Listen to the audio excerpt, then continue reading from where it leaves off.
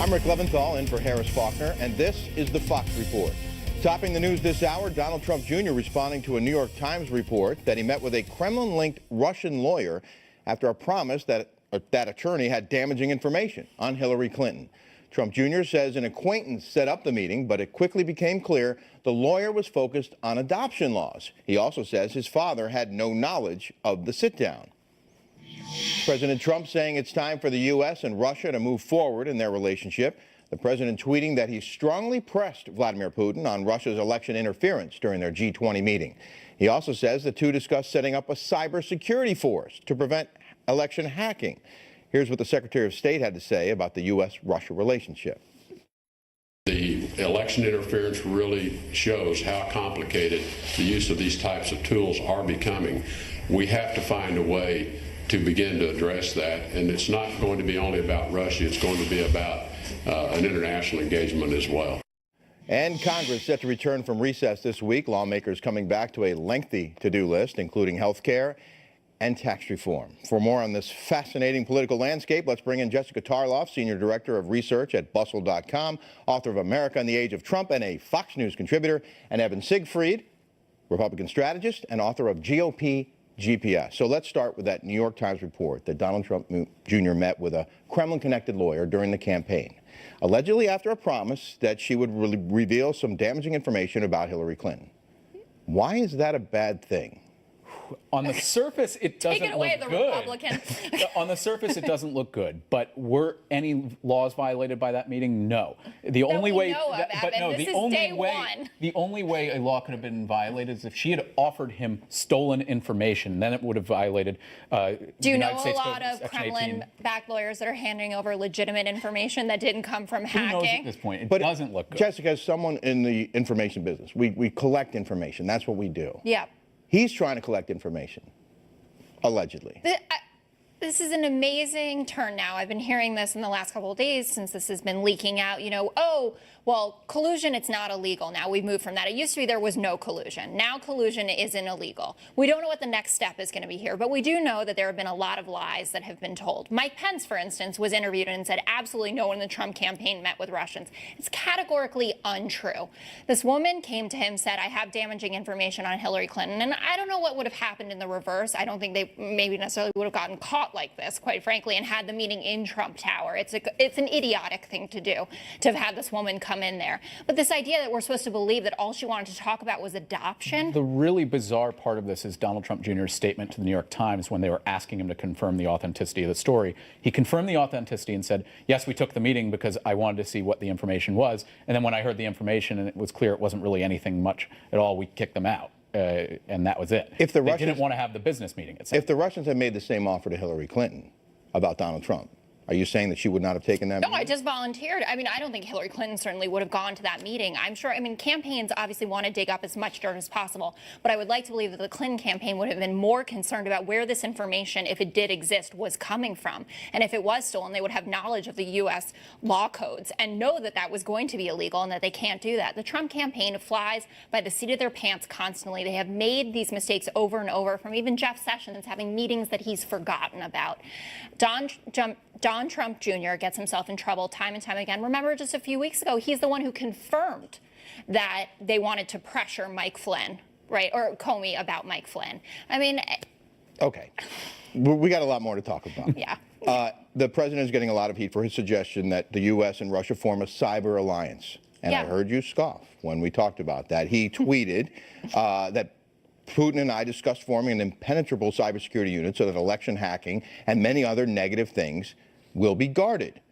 Among the critics, Florida Senator Marco Rubio, who Kevin Corke mentioned earlier, said that partnering with Putin on a cybersecurity unit is like partnering with Assad on a chemical weapons unit. And Meghan McCain tweeted hilariously that we should partner with El Chapo on a drug unit. Okay. I mean, it's an absurd idea. Lindsey Graham also has come out against this, and I'm sure we'll hear more from John McCain. It's a very odd idea, and it makes me think that when he says, I pressured Vladimir Putin in that meeting, which Sergei Lavrov says is not what happened. He said basically that Trump backed down right away and said, actually, it's overblown in some circles in the U.S. about this meddling. And even the idea that he led with his tweet saying, we got it out of the way right away. If it was your main priority, it's not something to just get out of the way so that you can then say, hey, welcome into all of our computer systems. We'd love to have you, Russia. Evan, your reaction? I side with Lindsey Graham and Marco Rubio and other Republicans.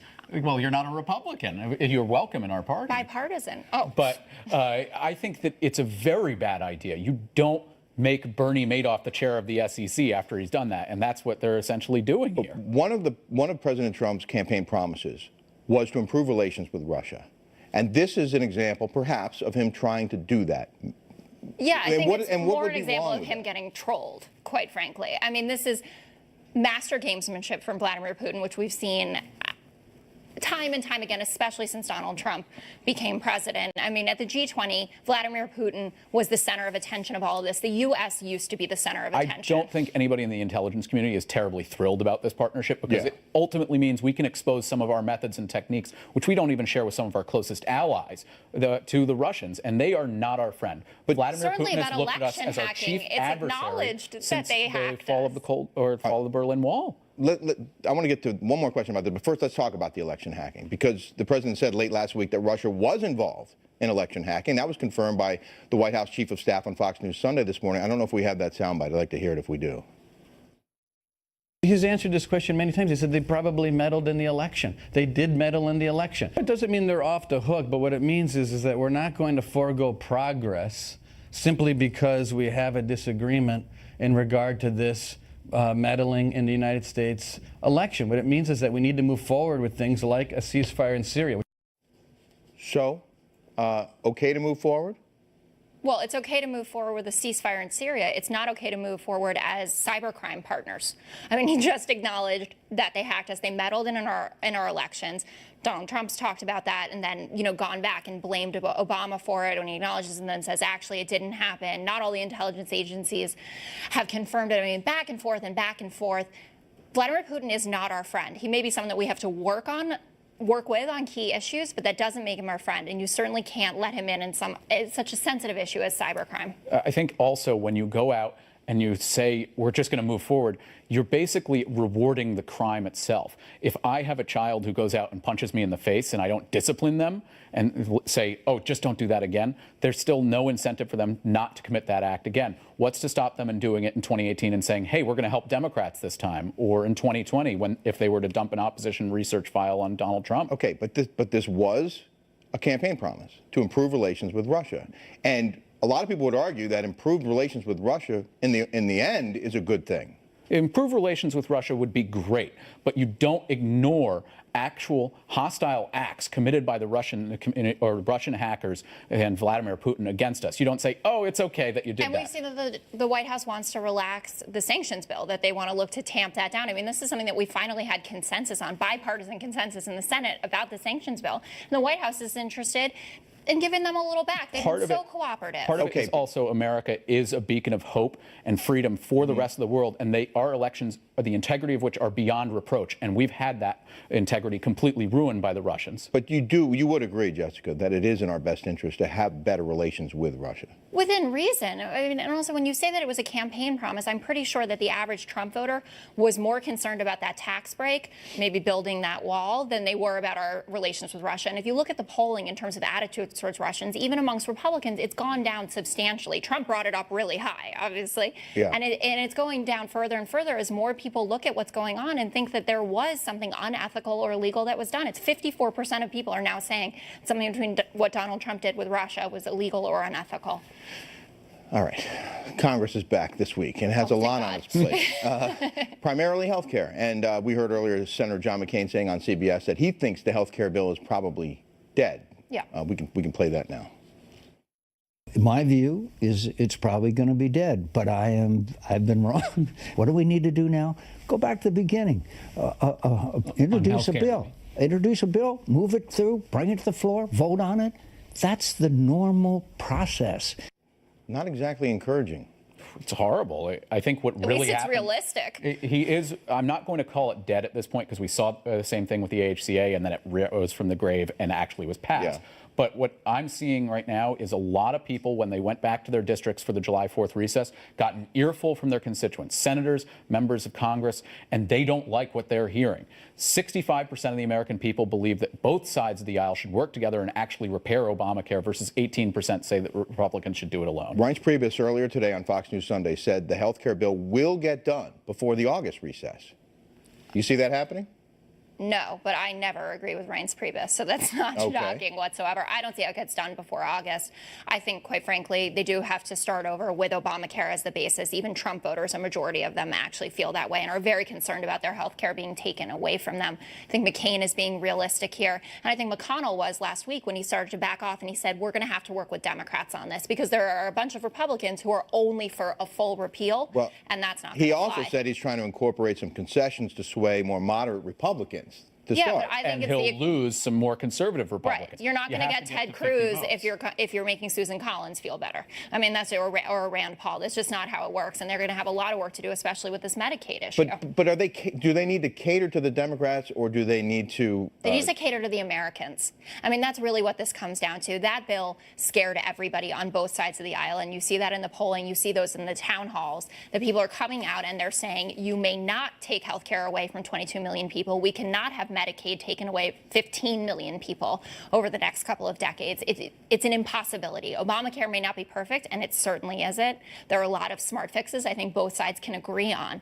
But this is not about parties. It's about the Americans. And Evan, safe to say that this is a bigger challenge perhaps than even President Trump envisioned when he was talking about revamping and getting rid of Obamacare. Well, I think that you really have to actually see how complex it was. I don't think the Senate wanted to do this bill. I think they wanted to do tax reform first, but the White House asked them to do the Obamacare repeal and replacement, and that's not going to happen. Now you're hearing about, well, maybe we'll do a repeal and we'll have a deadline in October of 2018.